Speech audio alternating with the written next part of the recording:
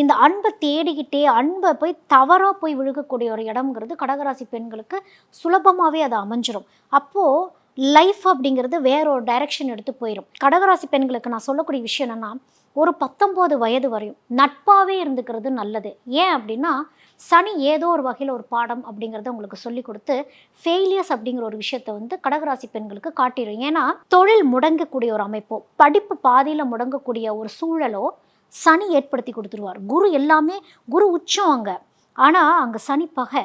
அதனால் சனி ஏதாவது உங்களுக்கு செஞ்சுக்கிட்டே ஏதாவது ஒரு படிப்பனையை கற்றுக் கொடுக்கணும், இந்த தவறுகள் நீங்கள் பண்ணிட்டீங்க அப்படின்னா உங்களுக்கு பெரிய அடி கொடுக்கணுங்கிற மாதிரியே இருக்கும். அப்போ அந்த குருவை ஸ்ட்ராங்காக நீங்கள் பிடிச்சிக்கணும்.